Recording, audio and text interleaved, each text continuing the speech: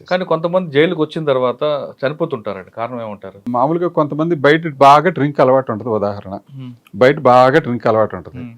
అయాచితంగా డబ్బు వచ్చేస్తే ఉదయం నుంచి సాయంత్రం దాకా బ్రేక్ఫాస్ట్, తాగుంటాడు. లంచ్, డిన్నర్ కూడా అంతా మందు మీద జరుగుద్ది. హ్మ్. సడన్ గా జైలుకి వస్తాడు, మందు దొరకదు. ఏం జరుగుద్ది అప్పుడు?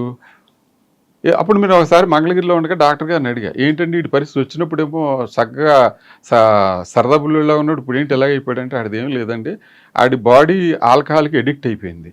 ఆడి బ్రేక్ఫాస్ట్, లంచ్, డిన్నర్ మొత్తం అంతా దాంతోటే అది గ్లూకోజ్ తయారు చేసి ఆడి బాడీని నిలబెడుతుంది. ఎప్పుడైతే మీరు అది చేయలేకపోయేదానికి ఆడు డీలా అయిపోయాడు. హ్మ్. అందుకని అడిగి హెల్త్ మీరు ఎలవ్ చేసేసారనుకోండి, మళ్ళీ మామూలుగా సరదా బుల్లులా తయారవుతాడు హ్మ్. అని అన్నాడు. ఏదో కొంచెం సెలైన్ అది ఎక్కిచ్చారు. 2 రోజులు ఎక్సైజ్ కేసులో వచ్చినట్టున్నాడు. 2 రోజులు 3 రోజులు ఉన్నాడు. తర్వాత అంతేగాని మీరు మధ్య ఇవ్వలేదు. అబ్బబ్బే ఈ సార్ ఎవరు మీరు అన్నారు కదా ఇప్పుడు. ఎవరు ఇల్లీగల్ యాక్టివిటీస్ చేసి ఉద్యోగం మీద తెచ్చుకుంటారండి. ఇంకోటి ఏంటంటే, ఉద్యోగం అంటే కళ్ళకద్దుకుని చేసుకునే ఉద్యోగం.